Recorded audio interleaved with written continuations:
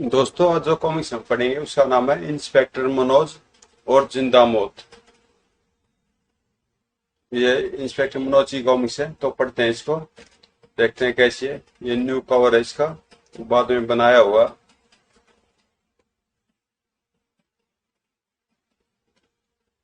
Inspector Manoj और जिंदा मौत। न जाने किस प्रकार साइंस हॉल के चारों तरफ फैले हुए सुरक्षा कवच को भेद कर एक बिल्ली उस कॉन्फ्रेंस हॉल तक पहुंच गई थी, जहां इस समय देश के चोटी के 8 महान अणुवैज्ञानिक देश की भावी परमाणु नीति के संदर्भ में आवश्यक विचार विमर्श कर रहे थे। सत्यानाश! इतनी अजीब बिल्ली मैंने कभी नहीं देखी, किसी भी तरह भागी नहीं रही है। म्याऊं! सुरक्षा कर्मचारियों ने उस बिल्ली को भगाने की बहुत चेष्टा की, मगर अरे वह तो रोशनदान से भीतर प्रवेश कर गई। अब निश्चित ही कॉन्फ्रेंस में बाधा उत्पन्न होगी।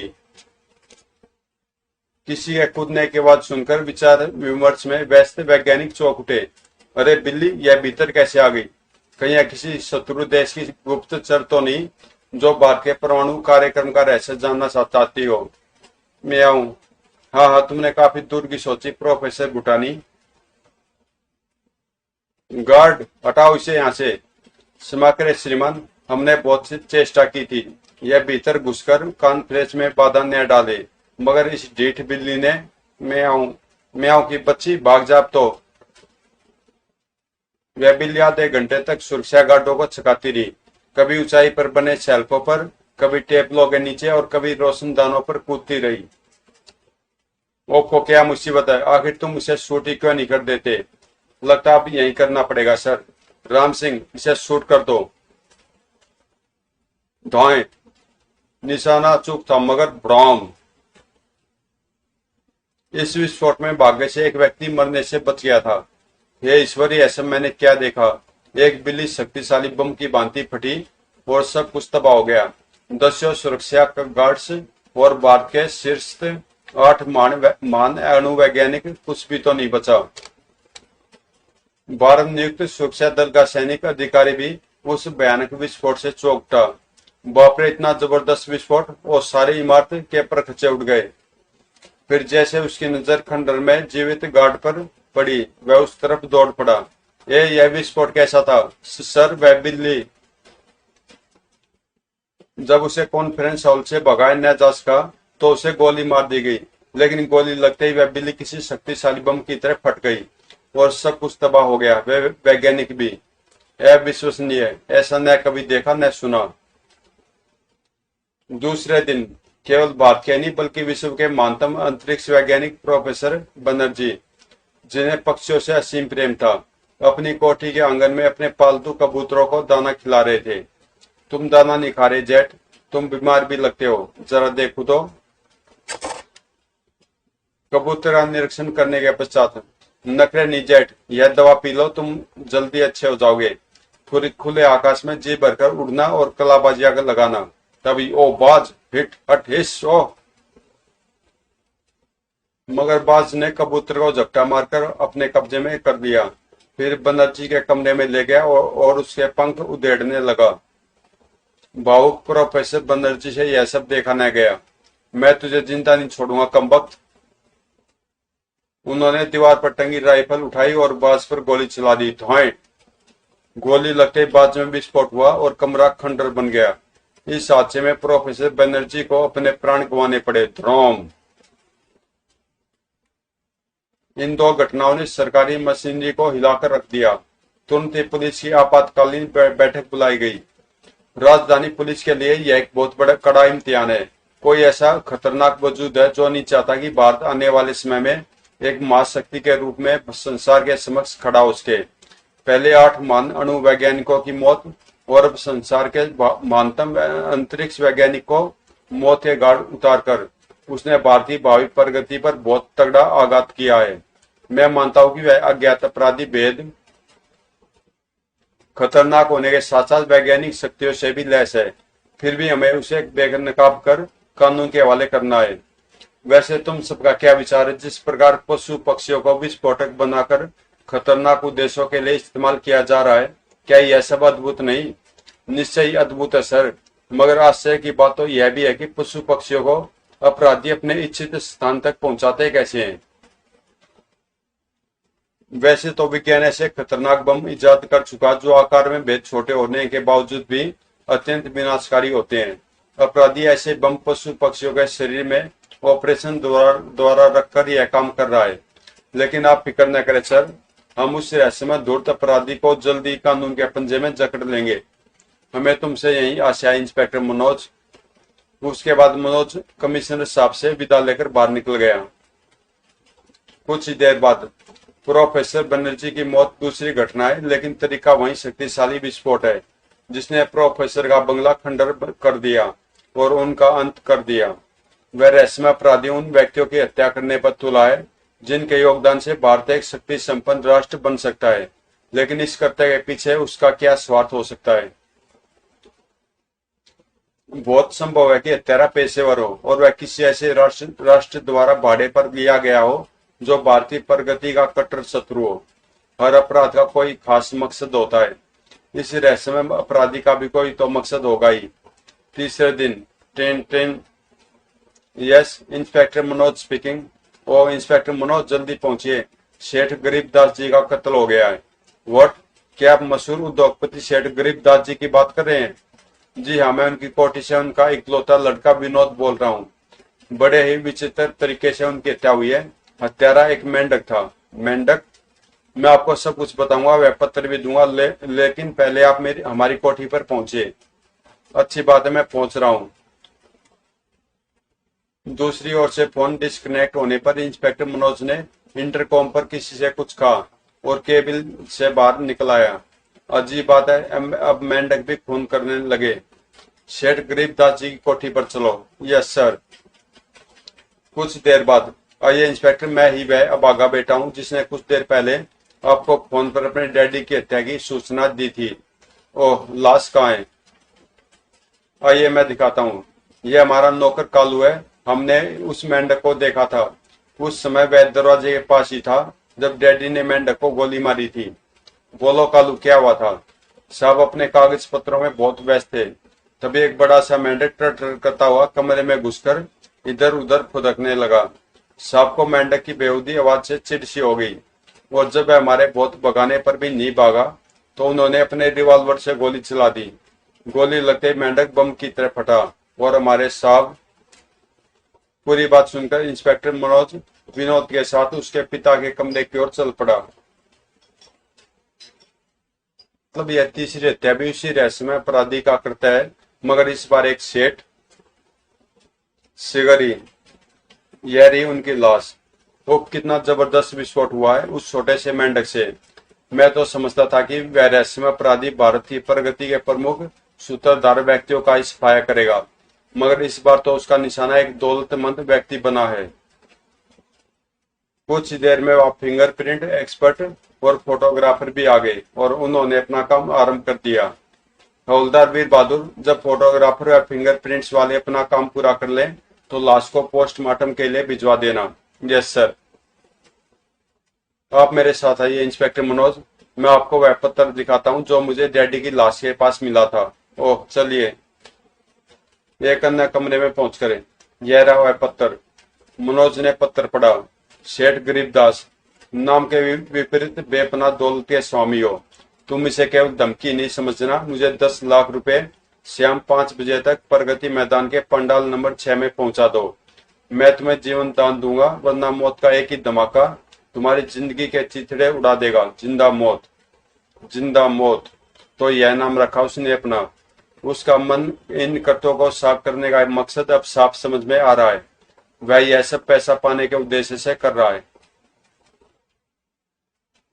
ओके मिस्टर विनोद, अब इजाजत दीजिए। आवश्यकता हुई तो फिर तुम्हें कष्ट दूंगा और अगर इस दौरान तुम्हें कोई महत्वपूर्ण जानकारी हासिल हो तो मुझे अवश्य इत्तला कर देना।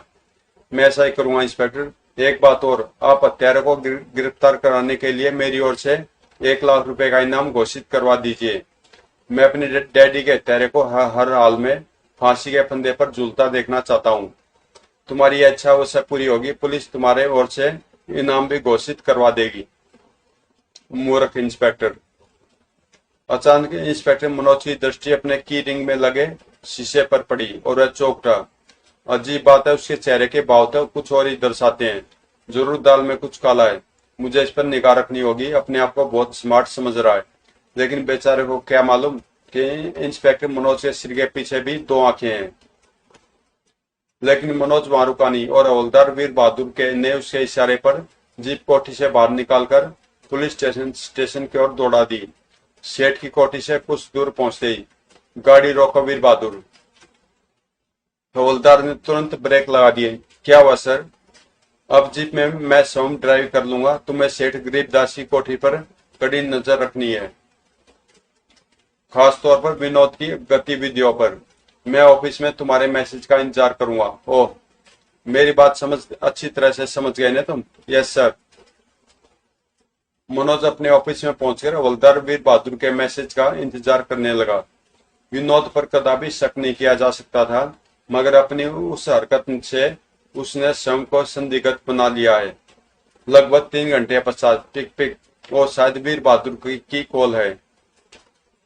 Hello, inspector Manoj speaking. और सर, विनोद प्रगति मैदान की ओर जा रहा है, उसका पीछा करो। यदि कोई खास बात देखो तो मुझे इत्तला करना। Yes sir. इधर विनोद की कार प्रगति मैदान को पार कर सुंदर नगर के खूबसूरत बंगले में प्रविष्ट हुई, लेकिन उसे यह मालूम नहीं था कि हवलदार वीर बहादुर टैक्सी द्वारा उसका पीछा कर रहा है। मुझे भी भीतर चलना चाहिए। हवलदार वीर बहादुर ने टैक्सी छोड़ दी और बंगले पर ध्यान देने लगा। सलाम विनोद साहब। बहादुर तुम्हारे साहब। अरे यार, पूछते क्या हो, भीतर आ जाओ ना। आओ प्यारे विनोद, लो तुम्हारे लिए भी पैक तैयार है। आज नहीं यार। क्यों, क्या हुआ? ओहो, समझो भी यार, आज बेचारे का बाप जो मर गया है, इसलिए यह बहुत दुखी है। मजाक नहीं राजू। सॉरी यार, तुम्हारे बाप की मौत के बारे में सुनकर बहुत अफसोस हुआ। वह इस बार विनोद चीख पड़ा। राजू। राजू भी क्रोधित हो उठा। अरे यह तेवर किसी और को दिखाना। समझते क्या हो तुम अपने आप को? तेरी यह हिम्मत, मेरे टुकड़ों पर पलने वाले कुत्ते। क्या कहा? कुत्ते? तूने कुत्ता कहा मुझे? छन। राजू अत्यधिक पी चुका था। वह उठा तो लड़खड़ा गया और गिलास उसके हाथ से छूटकर टूट गया। स्थिति नाजुक देखकर शंकर ने बीच बचाव किया। छोड़ो भैया, तुम तो छोटी छोटी बातों पर लड़ते हो। सारा नशा उतार कर रख दिया, अब और विस्की मंगवानी पड़ेगी। बहादुर। हुक्म साहब। जाओ बाजार से 2 सफेद घोड़े खरीद लाओ। सफेद घोड़े? अरे रातू, बोंदू का बोंदू, सफेद घोड़े वाली विस्की, व्हाइट हॉर्स, समझे? समझ गया सरकार, बराबर समझ गया। इसे पैसे दे दो विनोद। विनोद ने अग्नि नेत्रों से शंकर को देखा, फिर घृणा से मुंह सिकोड़ते हुए नौकर को 100 के कुछ नोट थमा दिए। बहादुर, 4 तंदूरे मुर्गे भी लाना। वाह वाह। जैसे बहादुर बंगले से बाहर निकला, हवलदार वीर बहादुर तेजी से भीतर घुस गया। तुम बहुत पीने लगे हो राजू। मैं पीने को तो मना नहीं करता, मगर समय तो देख लिया करो। सुबह की पहली किरण ने मेरे पहले पैमाने को छूमा, फिर होश कहाँ रहा, बस पीता रहा। जब होश आया दोबारा शुरू कर दी। पहले हम तो इसी फितरत के आदमी है, पीने में समय का कोई बंधन नहीं मानते, लेकिन मुझे यह फितरत पसंद नहीं। ओहो, अब गुस्सा थूक भी दो यार। तुम तो अभी से कुछ बदल गए हो लगते हो। लो पहले 2 एक जाम पी लो, फिर बातचीत करेंगे। डैडी की मौत पर सैकड़ों रिश्तेदार और जान पहचान के लोग अफसोस जाहिर करने आएंगे। उनके सामने मेरे मुंह से बदबू आए, यह अच्छा नहीं होगा। हमारी छोटी सी भूल भी हमारा बांडा फोड़ सकती है। अच्छी बात है, हम तुम्हें बाध्य नहीं करेंगे। तुम अभी चले जाओ, लेकिन हमें 10,000 की सख्त आवश्यकता है। बस इस चेक पर साइन करते जाओ। 2 दिनों में मैं तुम्हें 50,000 से ऊपर दे चुका हूँ। क्या अभी तुम्हारा पेट नहीं भरा? तो कौन सा पार्ट टूट पड़ा है तुम पर? तुम्हें करोड़ों का फायदा हुआ है और भी होने वाला है। तुम्हारे पीछे हमने भी अपनी जान की बाजी लगाई है। क्या हम हजारों के हकदार भी नहीं? तुम मुझे सरासर ब्लैकमेल कर रहे हो। जो भी समझो, इस चेक पर साइन कर दो। हम तुम्हारे वफादार हैं विनोद। कुछ 1000 रुपए के पीछे हमसे बिगाड़ो नहीं। अगर हम पुलिस तक तुम्हारी असलियत पहुंचा दे तो सोचो तुम्हारा क्या असर हो। नीच विश्वासघाती, देखता हूँ कैसे पहुंचते हो तुम पुलिस तक।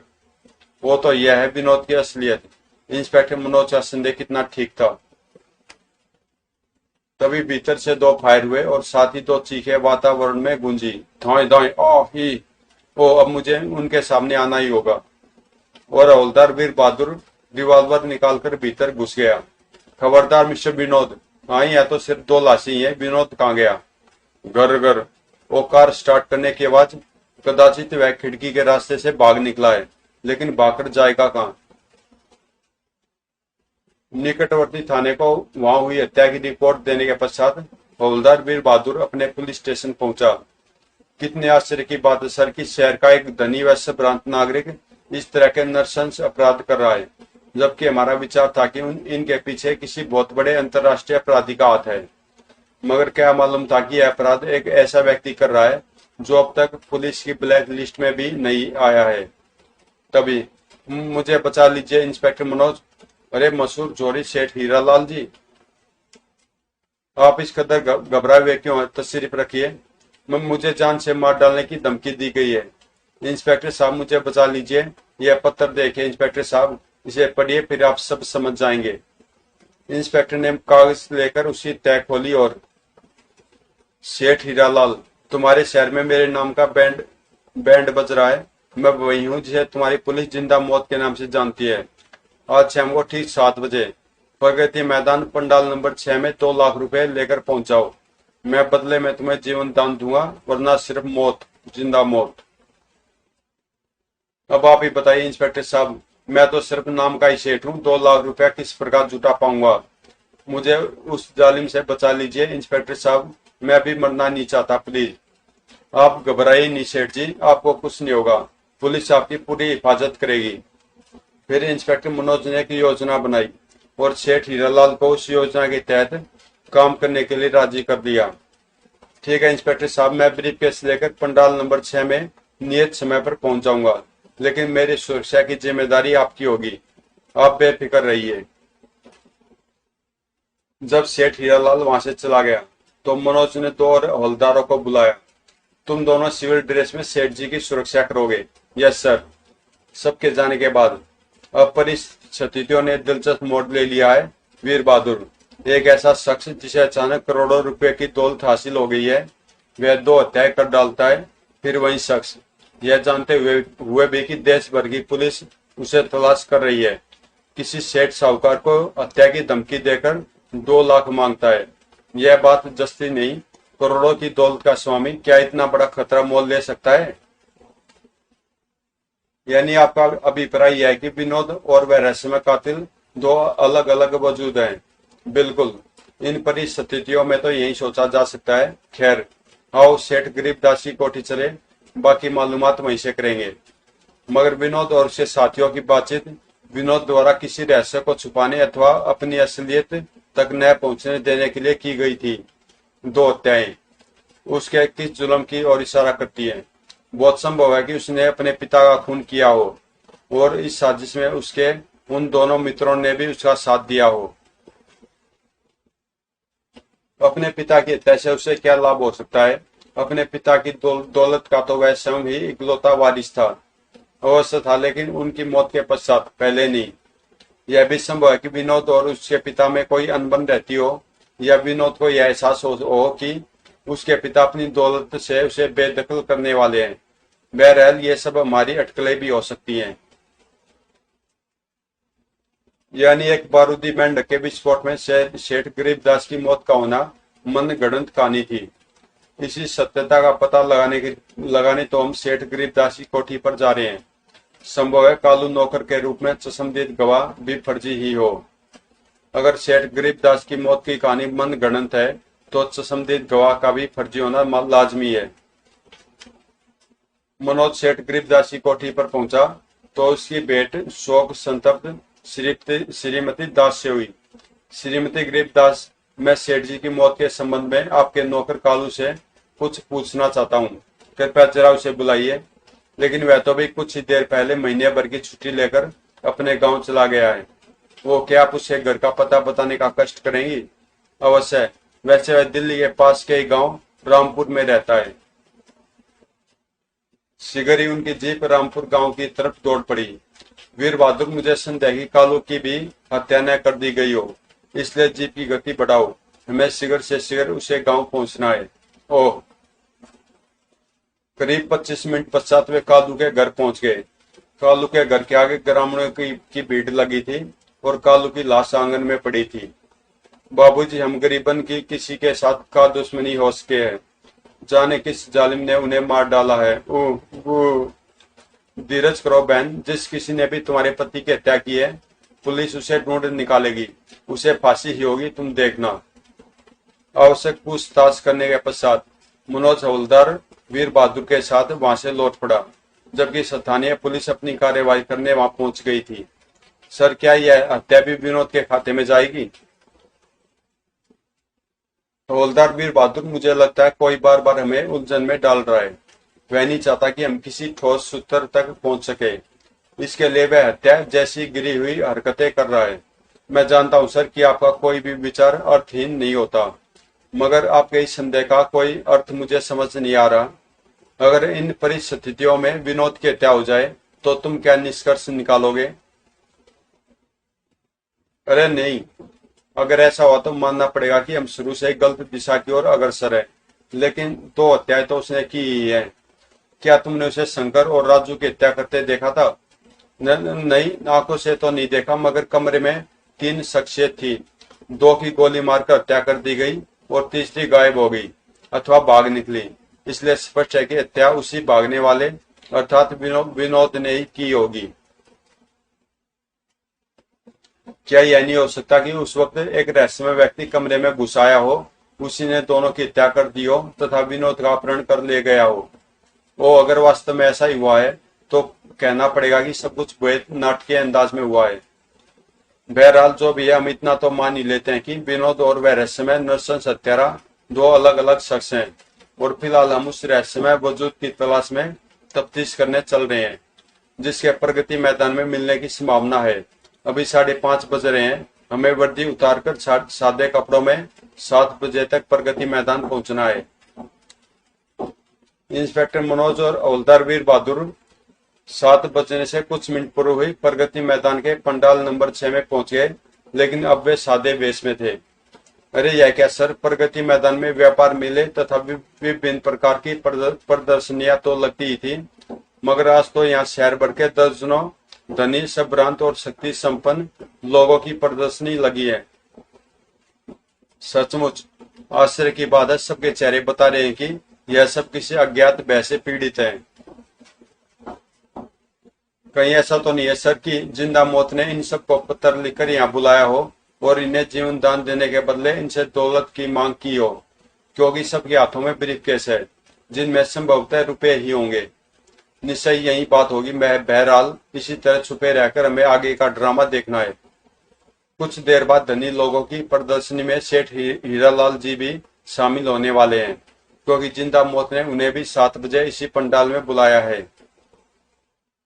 वे आते ही होंगे। हम तक पहुंचने वाले वही इकलौते धनी थे, जबकि इन सब ने सोचा होगा पुलिस के चक्कर में पड़कर क्यों अपनी जान को फजीते में डाला जाए। अगर सेठ हीरालाल जी भी हम तक पहुंचने की अपेक्षा इन रईसों की भांति दौलत की भेंट चढ़ाकर जिंदा मौत से छुटकारा पाने की सोचते, तो संभवतः हमें इस कांड का आभास तक न होता। तभी पंडाल में शहर का एक नामी गुंडा रॉकी नशे में धुत लहराता हुआ प्रविष्ट हुआ। वेरी गुड, तुम सब पहुंच गए। गुड इवनिंग सेठ साहब। रॉकी को पंडाल में देखकर लोगों में कानाफूसी होने लगी। हर कोई उसकी ओर से शंकित था। रॉकी, क्या तुम्हें भी यहाँ पहुंचने का निमंत्रण मिला था? मुझे निमंत्रण? अरे किस माई के लाल में हिम्मत है जो मुझे कहीं भी पहुंचने से रोक सके? तुम सब तो स्वयं मेरे आदेश पर यहाँ उपस्थित हुए हो। चलो सब लाइन बना लो। लाइन? हाँ लाइन, सुना नहीं क्या? बहरे हो तुम सब? क्या जिंदा मौत का खौफ नहीं है तुम्हें? इंस्पेक्टर मनोज और हवलदार वीर बहादुर छिपकर यह सब देख रहे थे। सर आप सुन रहे हैं ना? सुन भी रहा हूँ और देख भी रहा हूँ। क्या फटाफट लाइन सी लग गई है और अभी राशन बंटने वाला है जैसे। आश्चर्य की बात तो यह है कि एक सड़क छाप गुंडा अपने आप को जिंदा मौत घोषित कर रहा है, और वह भी किस दिलेरी से, जैसे कानून और पुलिस के अस्तित्व का उसे कोई भय ही नहीं। कहीं ऐसा तो नहीं कि यह टटपुंज जैसा दिखने वाला, वह सड़कों पर आवारागर्दी करने वाला लोफर ही वास्तव में जिंदा मौत हो? इसलिए मेरे ख्याल से तो इसे इसी समय दबोच लेना चाहिए, नहीं फिलहाल तमाशा देखते रहो। रॉकी ने कागज पर बनी एक लिस्ट निकाली, जिसे देख देखकर वह धनी सेठों से पैसा बटोरने लगा। सेठ रतनलाल 4 लाख, आप गिन सकते हैं पूरे 4 लाख ही हैं। ठीक है, धोखाधड़ी करोगे तो जीवन समाप्त हो जाएगा। चंपत लाल जी, तुम तो सस्ते में छुटे, तुम्हारे लिए तो सिर्फ 1 लाख ही लिखा है। मैं बहुत गरीब आदमी हूँ, जो ठहरा सरकार, यह लीजिए, इसमें पूरा 1 लाख है। आइए आइए हीरा लाल जी, जल्दी कीजिए, अब तो बस तुम्हारे ही इंतजार था। मुझे रकम लाए हो? हाँ, इसमें है। सेठ हीरालाल योजना अनुसार ब्रीफकेस में केवल कागज लाया था, अतः वह बहुत घबराया हुआ था। तुम जरूरत से ज्यादा ही घबराए हुए हो, इसमें रुपए तो है ना? हाँ, ठहरो, देख ही लेता हूँ, क्योंकि तुम्हारी घबराहट से मुझे धोखाधड़ी की बू आ रही है। वह ब्रीफकेस खोलना ही चाहता था कि तभी एक जीप पंडाल में घुस आई। ओह, आ गए तुम, जल्दी से ये सारे ब्रीफकेस लाद लो। सारे ब्रीफकेस जीप में रख दिए गए तो रॉकी सेठ हीरालाल का ब्रीफकेस जीप में रखने से पहले बोला, इसकी चाबी दो सेठ। सर, अब हमें अविलंब हस्तक्षेप करना चाहिए, वरना ब्रीफकेस खुलते ही हीरालाल जी के प्राण संकट में पड़ जाएंगे। अच्छी बात है, मैं रॉकी और उसके आदमियों को संभालता हूँ, लेकिन तुम बाहर जाकर पुलिस से के छितराए हुए आदमियों को सावधान कर दो। तब तक रॉकी ने सेठ हीरालाल का ब्रीफकेस खोल लिया था।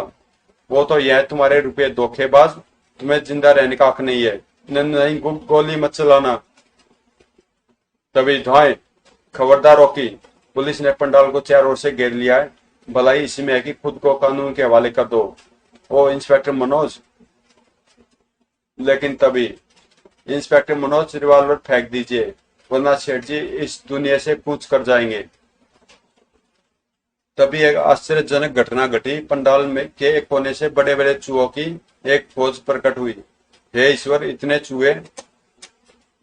वो मेरा दिल कहता कि यहाँ जबरदस्त खतरा है, कहीं यह चूहे विस्फोटक न हो। मुझे फौरन पंडाल से बाहर निकल जाना चाहिए।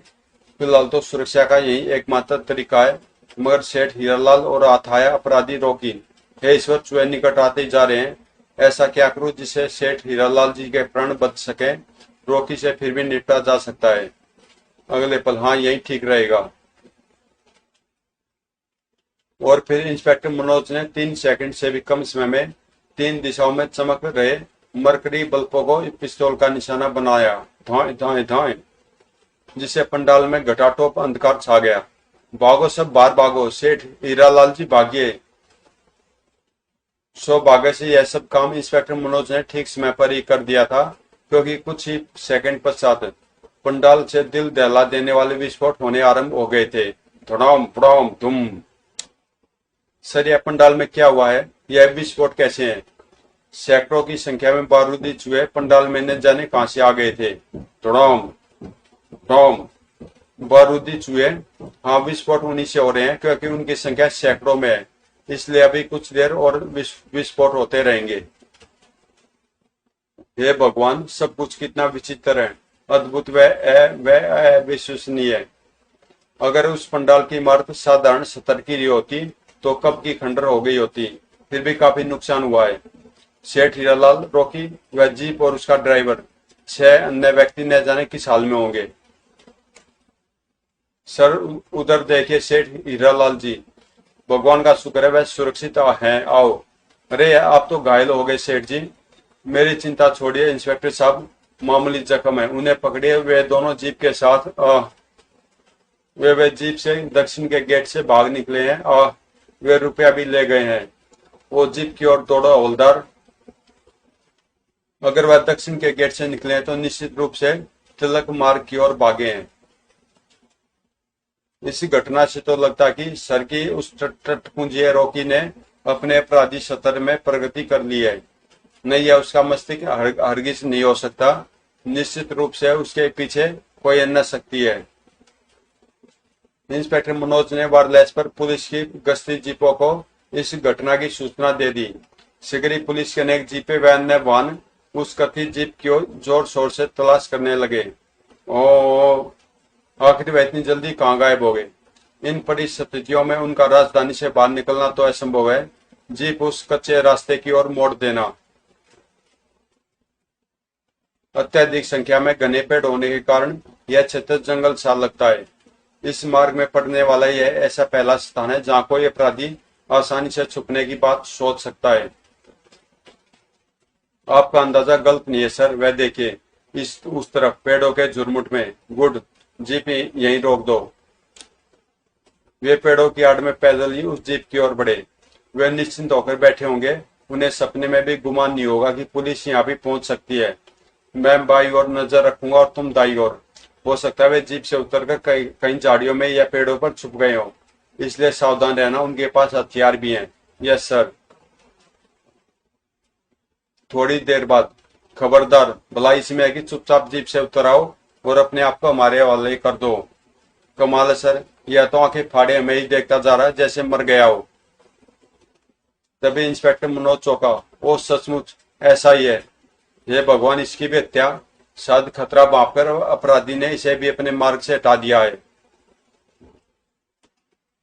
और इधर देखो, सारे ब्रीफकेस खाली पड़े हैं। अपराधी वे लाखों रुपए भी ले उड़ा है। ओह, अब तो तुम्हें यकीन आ गया होगा कि वह रहस्यमय वजूद रॉकी नहीं था। अगर होता तो इस कदर मार डाला न गया होता। हाँ, मगर वह है कौन? तभी इंस्पेक्टर मनोज की दृष्टि चौकोर सी चमकीली वस्तु पर पड़ी। अरे वह क्या है? अरे यह तो विनोद का ड्राइविंग लाइसेंस है। लेकिन यह इस जीप में कहां से आया? विनोद का ड्राइविंग लाइसेंस, इसका मतलब है। तभी कहीं पास से एक फायर हुआ। थाएं, बचाओ हवलदार। दोनों उछलकर एक मोटे से पेड़ की आड़ में पहुंच गए। फायर उस ओर से हुआ सर। मैंने उस पेड़ के पीछे एक साया देखा है। क्या वह साया वास्तव में ही विनोद था? इन खतरनाक अपराधों के पीछे क्या वास्तव में विनोद का मस्तिष्क था? वे क्या रहस्य थे जिन्हें छुपाए रखने की बदौलत विनोद को राजू और शंकर का कत्ल कर देना पड़ा? पशु पक्षियों का विस्फोटक कैसे बनाया जाता था? और उन सब के पीछे क्या विनोद का मस्तिष्क था? जिंदा मौत का क्या रहस्य था? तो दोस्तों, इसका अगला पार्ट है इंस्पेक्टर मनोज और मौत का उपहार।